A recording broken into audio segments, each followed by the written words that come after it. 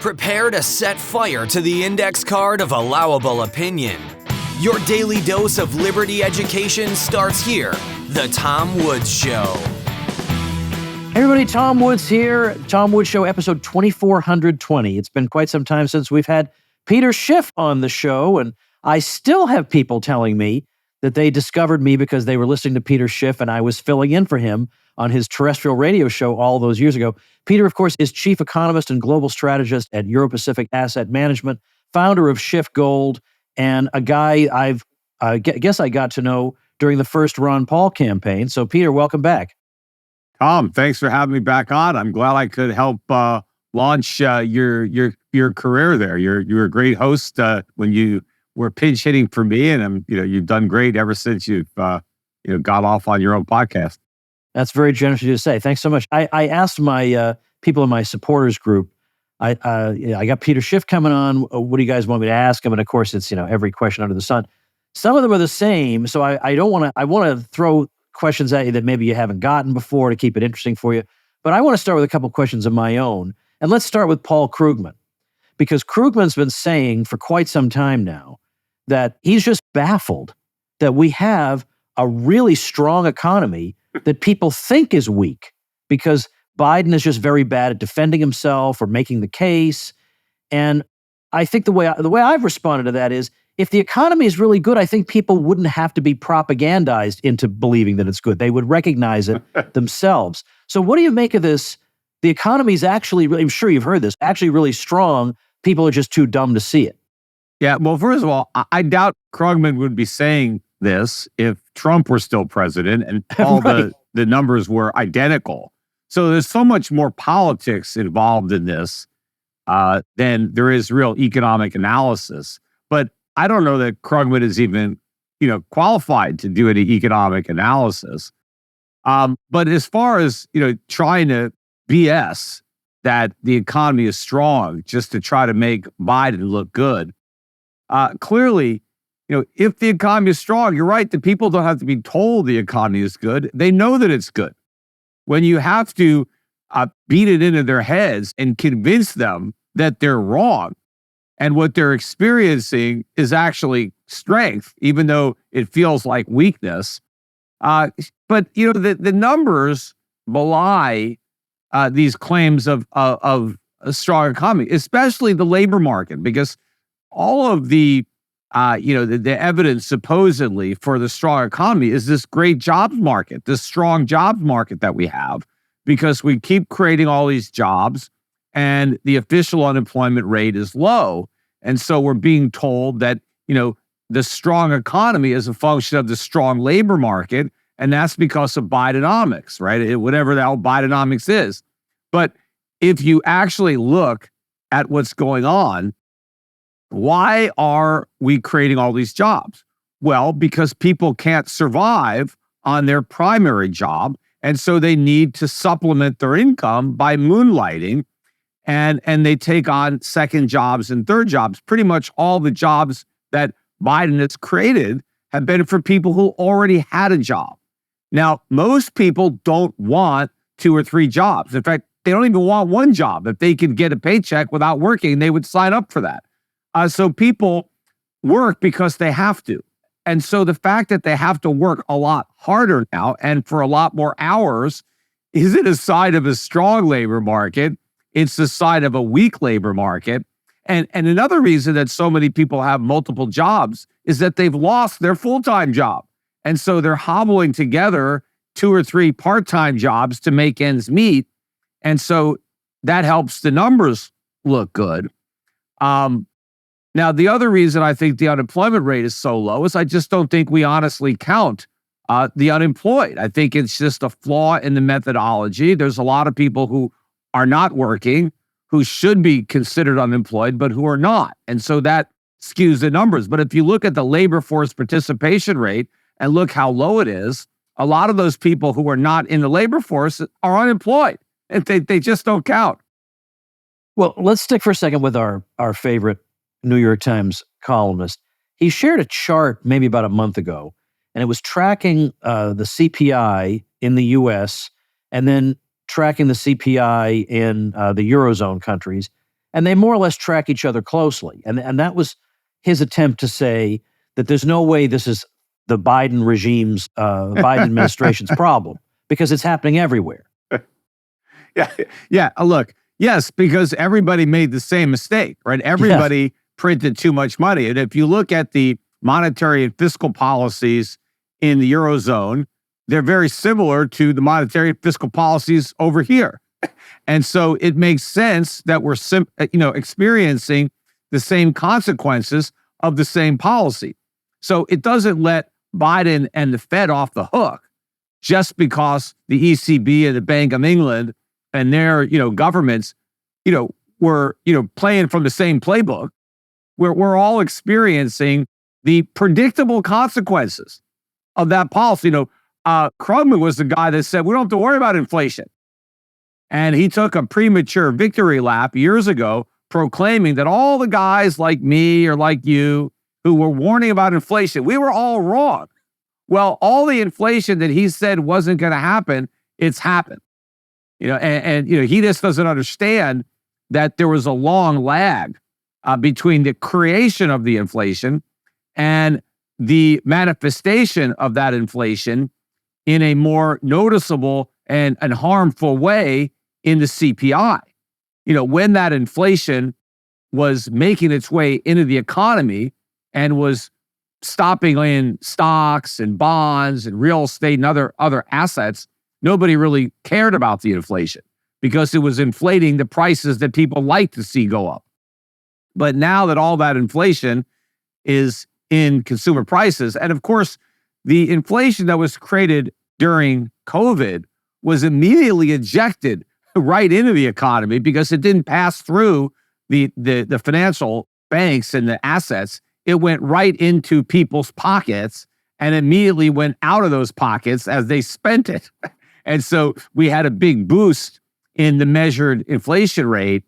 But I still think we have a long way to go to catch up to all the inflation that's in the pipeline. So I think we've experienced the beginning of the adjustment in prices, but prices still have a long way to rise to adjust for the increase in money supply.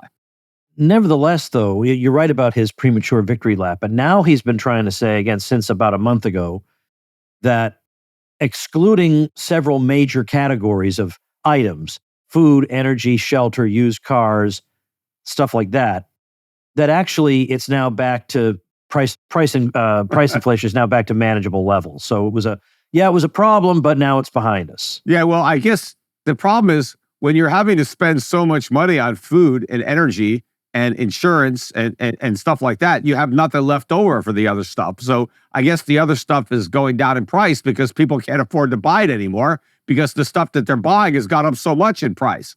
But obviously, that's only temporary because the supply of those goods is going to shrink and then the price will go back up. But maybe there's a little bit of relief now. But of course, what nobody wants to point out, even if those prices are rising more slowly now, they're still rising from the elevated levels.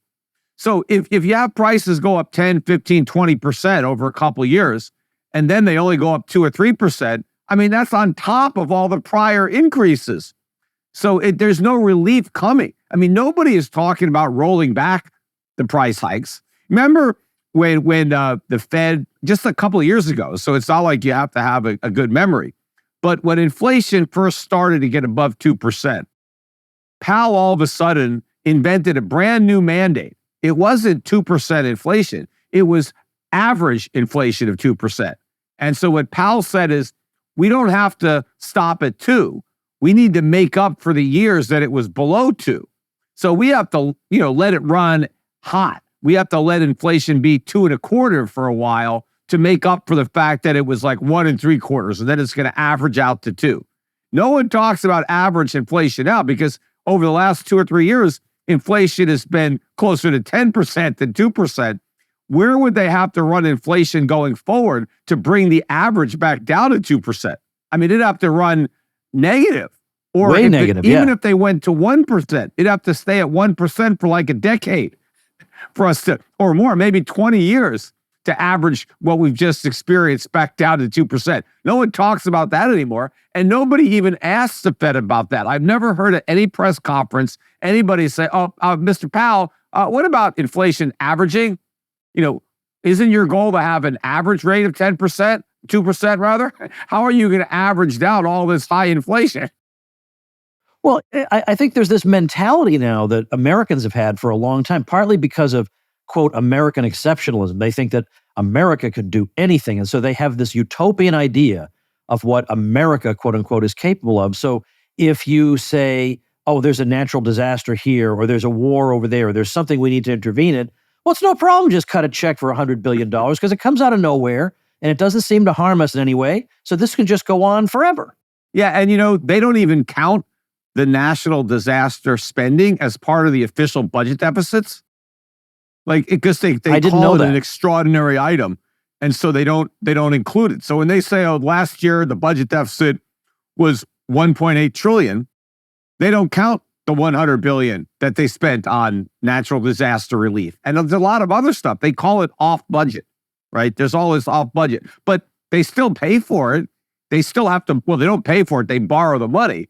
And so that's why I always look at the increase in the national debt. I don't look at how much the government pretends they're borrowing. I look at how much they're actually borrowing. And that tells you what's going on. Even during the years where Clinton, 1 or 2 years where he supposedly had a budget surplus, the national debt still went up, even though we had a surplus. If we had a surplus, the debt should have gone down by the amount of the surplus. So, the numbers, are a lie. And if you look now at the rate at which the national debt is rising, it's rising more like 3 to 4 trillion a year, not even the 2 trillion. So it's already just running out of control. And it's going to get worse if interest rates stay where they are. I mean, they don't even have to go up. They just have to stay where they are. And the cost of the debt explodes. And then eventually, we're going to be in an official recession where you're going to get a big spike in unemployment and tax revenues are just going to implode. And now the government's going to have to, spend all this extra money on stimulus. And so the deficits, they could be $4 or $5 trillion in a year. I mean, that sounds crazy, but that's what's going to happen. What's your response when people call you a perma-bear? Yeah, well, I've been bearish for a long time on the fundamentals. Now, when you say you're a perma-bear on the stock market, because, and I haven't been a perma-bear. I've said, look, the stock market can go up. I mean, it's inflation. I mean, I'm not short the stock market. Prices can go up. Am I a perma-bear on my outlook for the economy? Yeah, because I know that we're undermining our economy with malinvestments and misallocations of resources that are a byproduct of bad monetary and fiscal policy. And this bad monetary and fiscal policy has been going on for a long time. For 20 years or 20 plus years, I've been very critical of our monetary and fiscal policy, and all of my criticism has been correct. And we are experiencing the consequences of that. Look at all the debt we have. We have debt to GDP of 125%. So was I right to warn about the course we were on? Of course. We have $34 trillion in debt. Look at the banking system. I've been warning for years about the moral hazards inherent in the banking system, about the problems of government-guaranteed banks and artificially low interest rates. And now we have a banking system that's completely insolvent. All the banks are loaded up with low-yielding, long-term debt, and they're underwater. I mean, it's all being propped up. I mean, all the problems that I warned about 10, 20 years ago that were solvable back then if we had done the right thing are completely insolvable now. And a complete crisis is unavoidable. The fact that I've been correctly warning about this stuff for a long time, does that make me a perma-bear? Well, I've been right. Being bearish was right because the economy has deteriorated. It's the people who ignored me, who said, oh, deficits don't matter. None of artificially low interest rates, QE, none of this matters because it's all great because look, the stock market went up, right? Or look, the GDP went up. The main reason the GDP goes up is because the deflator is wrong. We're not measuring economic growth. We're measuring inflation. And it's disguised as growth.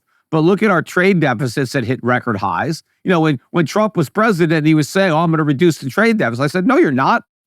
These policies aren't going to reduce the trade deficit. And of course, they kept hitting record highs. Then they hit record highs again under Biden. How many presidents and Congresses promised to reduce the debt? I kept saying, none of this is going to work, right? All of these efforts, these feigned attempts, all failed because nobody ever cut spending. They promised cuts in the future that were never delivered. You know, when Bernanke said back in 2009, when Congress asked him, are you monetizing the debt? He said, no, I'm not monetizing the debt. This is just short term. We're gonna put these securities back into the market.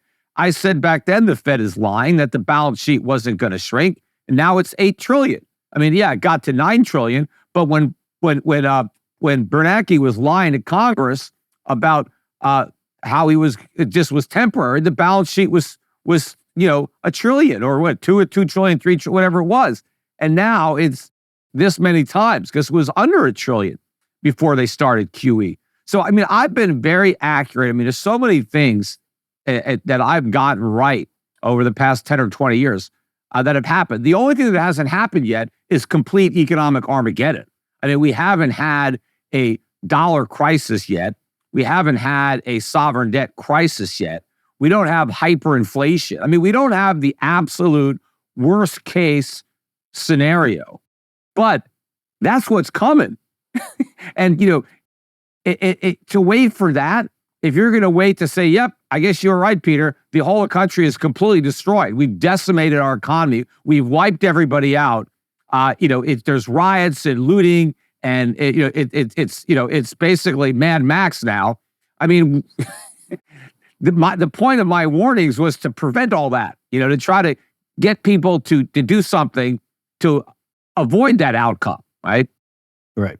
Hey, everybody, quick message from our friends at Blinkist. You and I have more books than we know what to do with, and no sooner do we finish one than we remember that in the meantime, we purchased 2 or 3 more. So what are you supposed to do? Well, Blinkist comes to the rescue. You can absorb huge amounts of information with this incredible app, the kind of information that satisfies your natural curiosity about a great many things, but also the kind of knowledge that can help you be more successful in business and in life. They cover 27 nonfiction categories, and they take books in these categories and condense them into 15-minute summaries you can read or listen to. And for some books, you'll say, wow, I definitely need to read the whole thing. And for others, you'll say, this condensation was more than enough. So if you're on a commute, which is when I use Blinkist, let's say you got a 30-minute commute, you can be consuming the equivalent of 2 books on each leg of your commute. And incidentally, you'll find among the Blinkist collection libertarian classics from people like Murray Rothbard and Milton Friedman, and even a title from old Tom Woods here. Well, right now, Blinkist has a special offer just for our audience. Go to Blinkist.com/Woods to start your 7-day free trial and get 25% off a Blinkist premium membership. That's Blinkist, spelled Blinkist, Blinkist.com/Woods to get 25% off and a 7-day free trial. Blinkist.com/Woods. And now, for a limited time, you can even use Blinkist Connect to share your premium account. You'll get 2 premium subscriptions for the price of 1. All right, let me see if I can elicit, though, cheery Peter Schiff, all right? Because you look all over the world. And obviously, we have governments all over the world that are just like anti-capital formation, that are just parasitical. But are there corners of the world that you feel like are poised for explosive growth? And if so, what would those be? Well, look, I think that there will be a lot of growth around the world, particularly in a lot of the emerging markets. I just think that the current world order has been a drag on a lot of economies. The whole idea that the United States creates the reserve currency and everybody else wants it. And so everybody else has to do all the hard work. They've got to produce and not consume so they can ship goods to America to get our pieces of paper, right? And so I think, yeah, that's been a great deal for America, but it's been a rotten deal for the emerging markets that have to fund that. And I also think in a lot of these countries, you don't have the demographic problem or the entitlement mentality, because we've nurtured a generation of people who have been coddled and who feel entitled and who think that they can get something for nothing from the government, and they're entitled to all this stuff simply because they exist. And to some extent, you have that same mentality, or to a great extent, throughout most of Europe and a lot of these developed economies. And their living standards are going to go down. I mean, it's going to be a rude awakening. But I think there are a lot of parts of the world where people have not had that mentality, where they're going to start to enjoy more of the fruits of their own labor and productivity, and countries where you have more entrepreneurship and less of a welfare state, more self-reliant people who are not looking to government to take care of them. I mean, they're there. And so I think that there's going to be a lot of economic growth, and I'm very optimistic on some of the stuff that's happening right now, just in tech, with artificial intelligence and other things that are going on that will inherently increase labor productivity, just make humans that much more productive and eliminate the need for a lot of human effort. I mean, not just physical labor, but we're starting to develop ways of replacing cerebral things. I mean, because if the computers could think, then they could do a lot of things that they couldn't do before. So these are tools that inherently can make humans vastly more productive. I mean, so there certainly are, things to be optimistic about. I mean, it's always a race between the free market and the ingenuity of individuals that are working for the betterment of mankind versus governments, which are undermining all those efforts. And so it's, we just have to be productive enough to overcome the drag on the economy created by government and all the parasitic, relationships that end up being created by vote-seeking politicians. Where do you come down on this kind of question? We've had a lot of people start wondering, young people, should I just move out of the U.S. and go elsewhere? And maybe the standard Doug Casey reply to that, but I've talked to him about that, and he feels like going to Europe is pointless because he thinks those regimes are pretty bad. Like, I was able to squeeze Portugal out of him if he had to recommend a place, but he's more of the opinion that a young, ambitious guy moving to someplace in Africa can do really, really well. But the problem with that is I don't really want to move to Africa.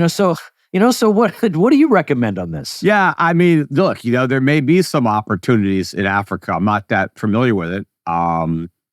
But look, I mean, there are places in South America. There are places in Southeast Asia. I mean, there are places in the Middle East. I mean, there are places that people can go where obviously there's more economic freedom than there is in the United States. I mean, of course, there are places that you can go where there's even less freedom. I mean, we're not the least free country in the world, but we're not even close to being the most free.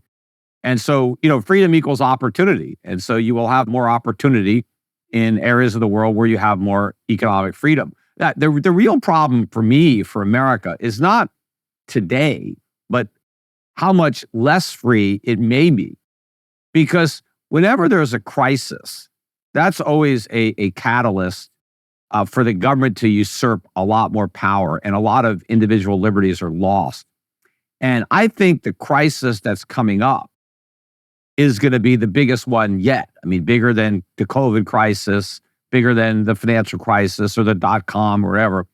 And so the amount of liberty that Americans are likely to lose, during this crisis, I mean, that's the scary part, how much less free we're going to be.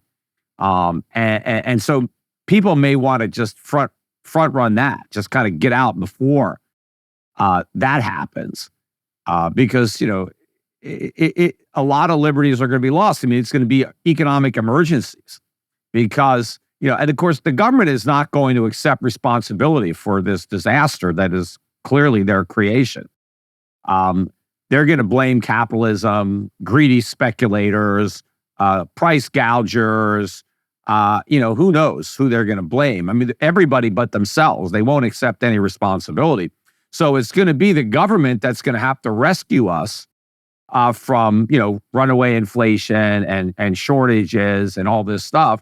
And to do that, well, it's going to require, you to give up all these individual rights that you might have, because the government's going to have to, get us out of this crisis by rationing or, whatever the price controls they're going to put in, or how they're going to try to do this.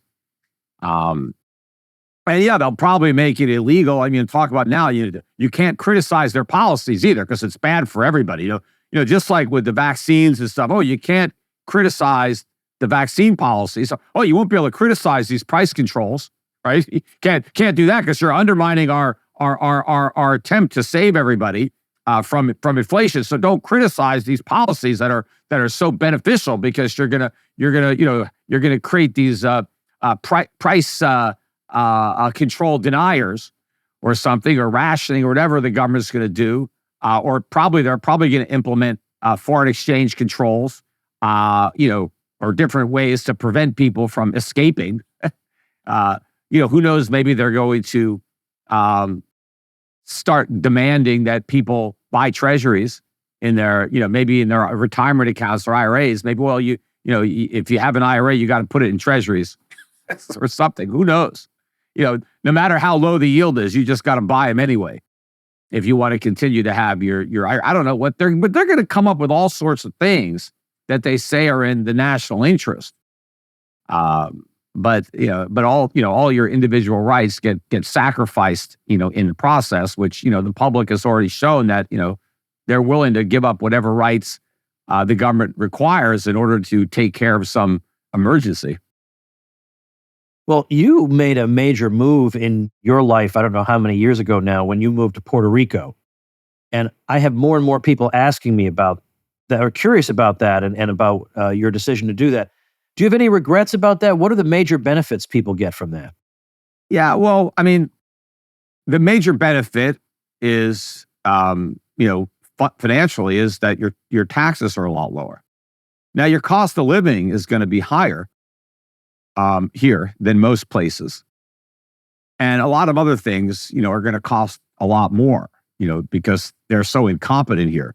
The government is so incompetent, and the power is expensive, the water is expensive. If you need any kind of spare parts or something, you need to fix something, it takes forever. One of the dumb things that the Puerto Rican government did, and they do a lot of dumb things, but they passed an inventory tax years ago, because they figure, we're going to tax businesses on their inventory. Now, of course, politicians never look at the unintended consequences of the laws that they pass. They just pass them they're oblivious. But people tend to try to avoid taxes. And so the way businesses avoid the inventory tax is they just don't keep any inventory. And so every time you want something, they got to order it. They don't have it. They don't have it in stock. And now, stuff, with the supply chains the way they are, when they have to order everything individually, you could wait 3-4 months to get something, right? So the government doesn't get any revenue from this tax because there's no more inventory. And now all the people are inconvenienced because they have to wait so long to get stuff. So a lot of things that you take for granted, something breaks, okay, it could be a week, a month, 2 months, 3 months to get the parts. And even if you want to buy a brand new one, I remember in a condo, I had a dishwasher. I was waiting for a part. And I said, well, screw it, I'll just buy a new dishwasher. And there were none on the island. I couldn't even find one. But, this was like a high-end model. I mean, I'm sure I could have found a cheap one, but this was for a very expensive condo I have on the beach. I couldn't put a cheap dishwasher in there. But you save, a lot of money in taxes. I mean, the weather's good. So for some people, it's beautiful weather. I think the best part about Puerto Rico, personally, are my neighbors. It's a great community. It's kind of like a modern version of Galt's Gulch.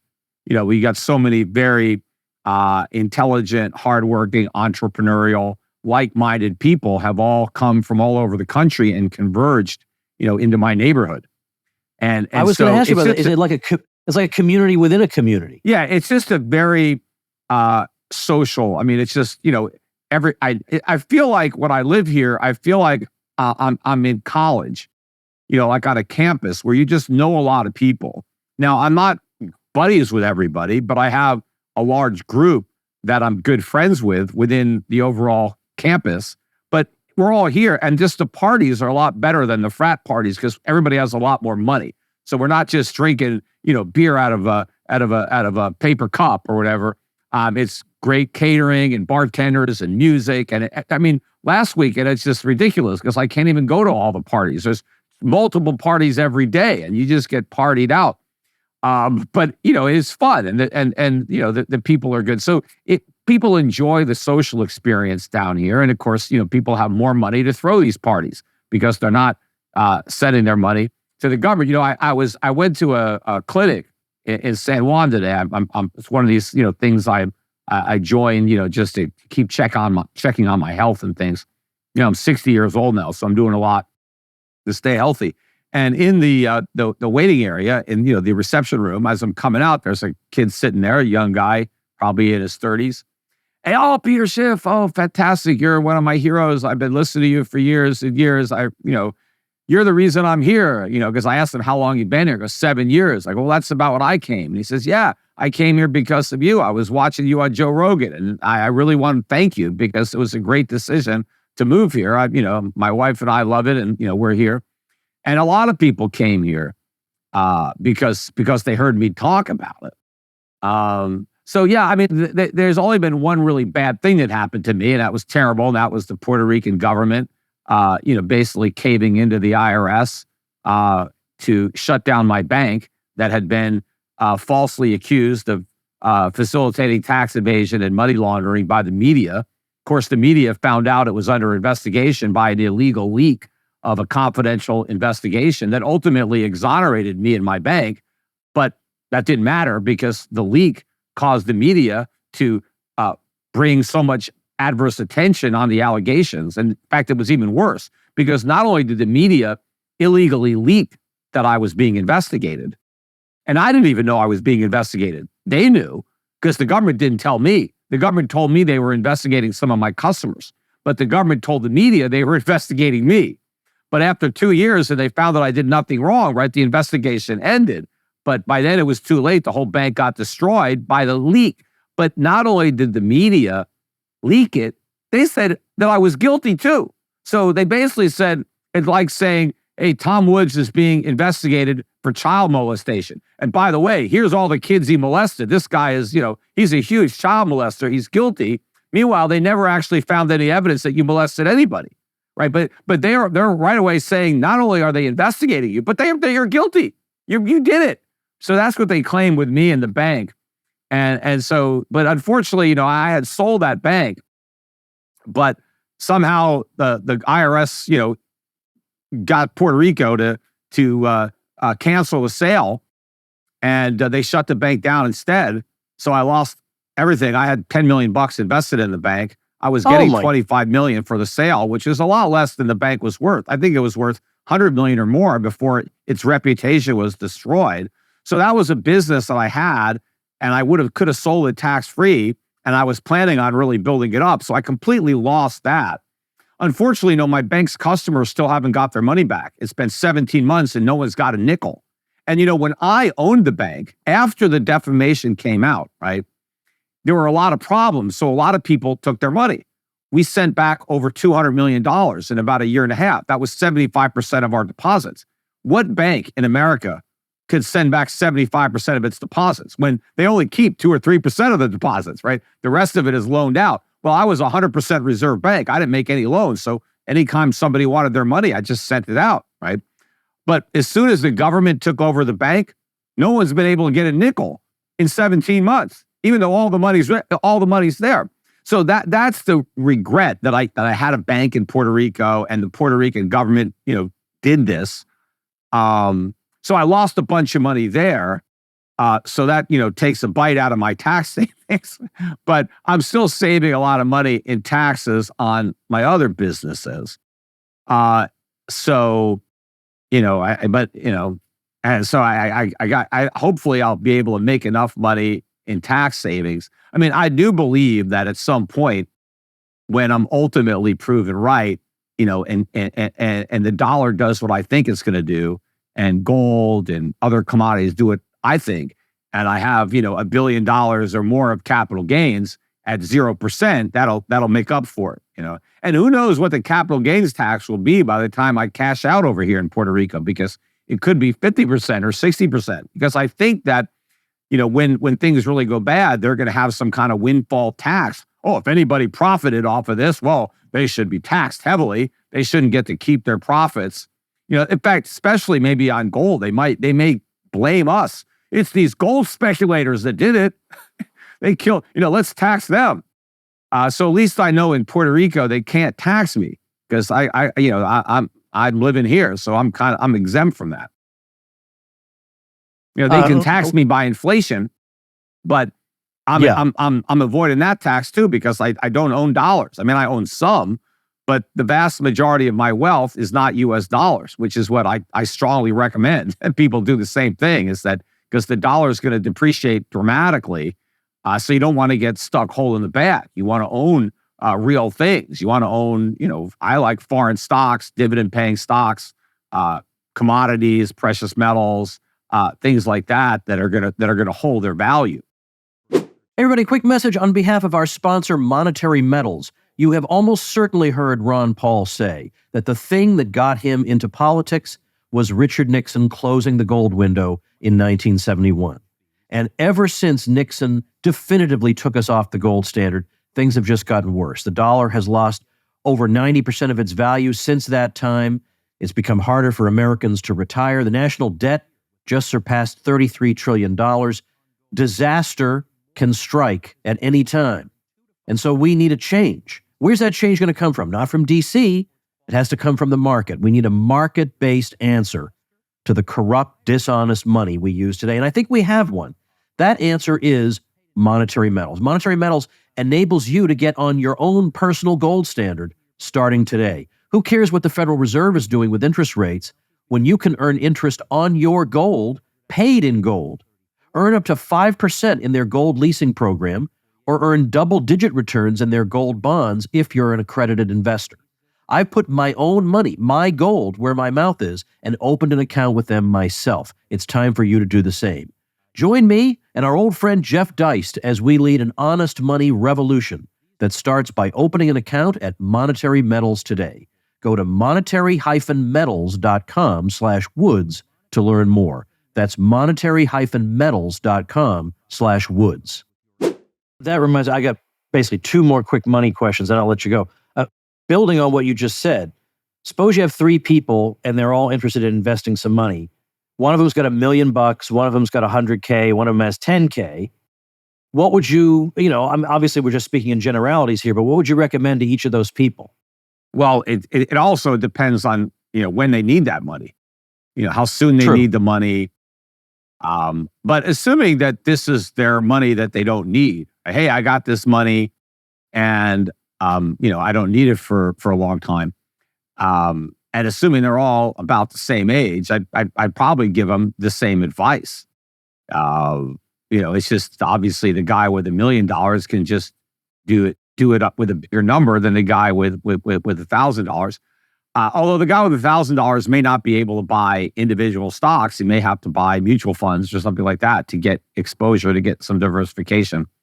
But still, it's the same thing as you don't want to own paper. You don't want to own bonds or anything where it's just a fixed payment. You're going to get a fixed amount of money at some future point because you don't know what that money is going to be worth. It may be worth very little when you get it back. And if it's worth a lot less when you get it back than when you loaned it out, I mean, you have a huge loss. In fact, I've been recommending for a while that rather than buying bonds or keep money in the bank, just spend your money. If you're a guy that doesn't have a lot of money, $1,000, whatever, just buy the stuff that you're going to need in the future. Just buy it now as long as it's not going to perish. There are certain things that have a long shelf life that you're going to need. And I was telling people even before COVID, stock up on stuff. And that was a great investment because a lot of that stuff has gone up 20, 30, 40%. That's a good return, right? Yeah. And there's no risk because, you're going to use the stuff, right? So you just have to have space in your house to store it all. But obviously if a guy's got $1 million, I mean, you can't buy $1 million worth of shaving cream, in toothpaste and razor blades or whatever, right? So there's a limit to how much of that stuff you need. Now, I've said, hey, you could barter that stuff. Somebody that needs a shave might do something and take your blades, right? If you have them, and he can't buy them because, they're not there anymore. They're so expensive. But you just got to own real things. Dividend paying. I like, companies that are selling goods and services that the consumers need and that they're going to buy, even if the price goes up. There are a lot of things that if the price goes up, people will stop buying.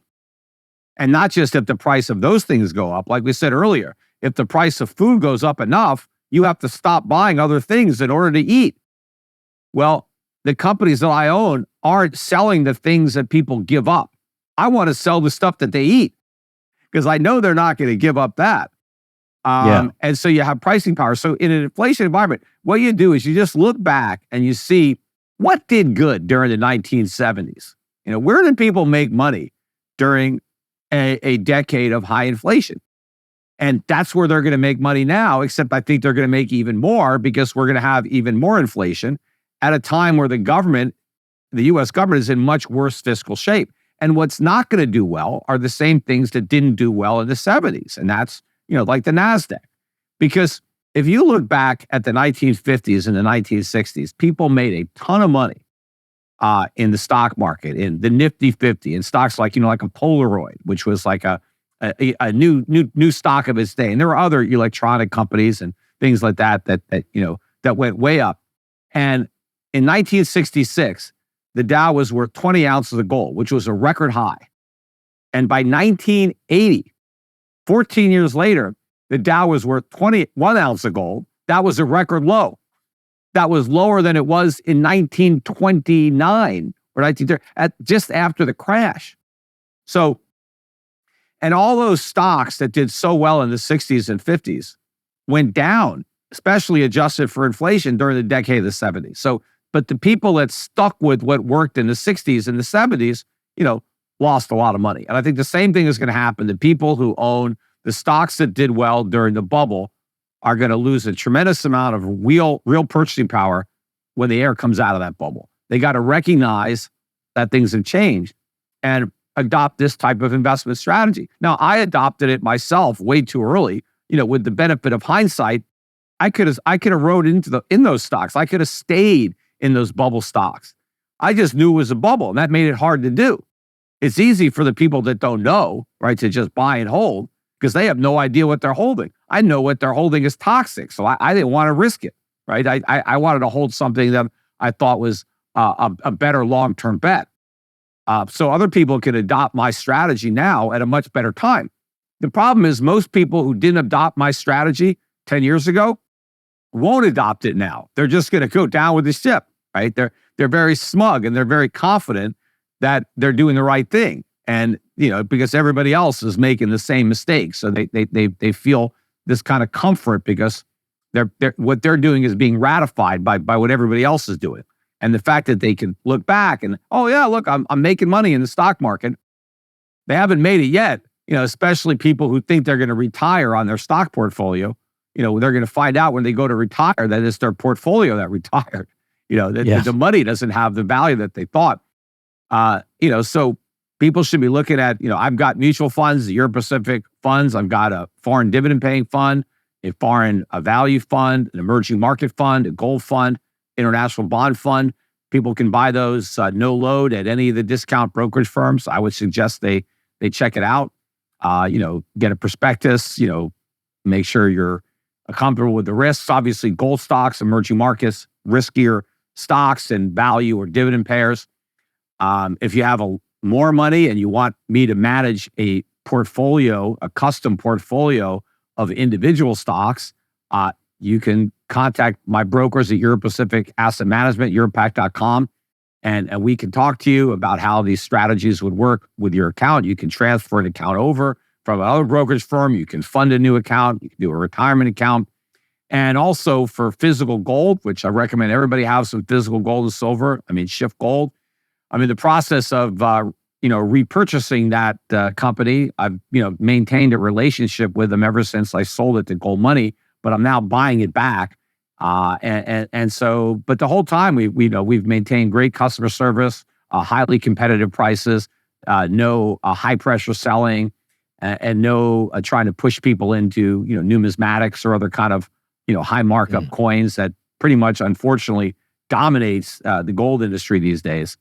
We don't do any of that because I'm trying to, put the customer first. And so, contact Schiff Gold and make sure you have some physical gold and silver. Would you be able to advise somebody on, this is the last thing somebody was wondering. Let's say you had a 401k, they let you choose between various funds and stock options. Would you be able to help people figure out how to allocate the distribution of those contributions? Yeah, I mean, they can talk to our representatives. It's possible that they can incorporate our mutual funds if they're on their platform. They may be able to get some of my funds in those accounts. To the extent that they're not, you just have to kind of try to find funds that have the most similar type of strategy or objective. I mean, you're not going to find something identical, but obviously you can focus on international versus domestic. You can look at resource or, metals. You can try to find value-oriented, funds versus growth or momentum. So you could try to find a portfolio that's close to mine if you can't physically incorporate mine. But of course, sometimes you can talk to your employers, and say, hey, I came across these funds. They're not part of our on our menu or on our options. Can you get them included? Because my funds are on all the big brokerage platforms. So all you have to do is make sure the employer adds my funds as an option, and then you just incorporate them in. All right, so the website Europac, EUROPAC.com. Yep, Europac.com. So you talk to a broker, fill out, just kind of online, ask for information, or you can read about all my mutual funds. Information on all the funds is available on that site.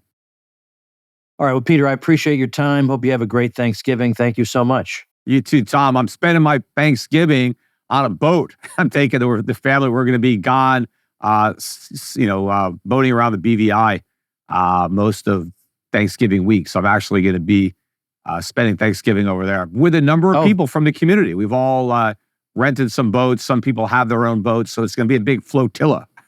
That is great. Pilgrimage for Thanksgiving to it. The past few years, we've every year gone to the USVI, but specifically to the lesser known island of St. John, which is the most isolated and small one, but beautiful. Yeah, there were a lot of people that moved to the U.S. Virgin Islands for the tax benefits, because if you live in the U.S. Virgin Islands, you also don't have to pay U.S. income tax. So there were a lot of people that were moving there, but they pretty much all moved to Puerto Rico now, because this is a much better place, especially if you got kids and you're raising a family.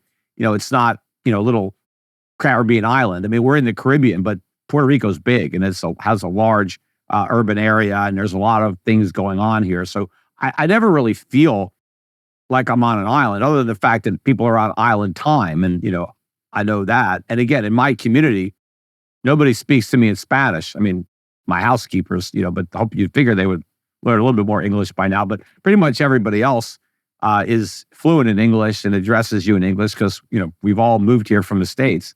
I don't feel like, I'm on a foreign island. It's so. Yeah. All right, well, that's all good to know. Well, it sounds like it's going to be a great Thanksgiving. Hope you enjoy it. Thanks a lot. You too.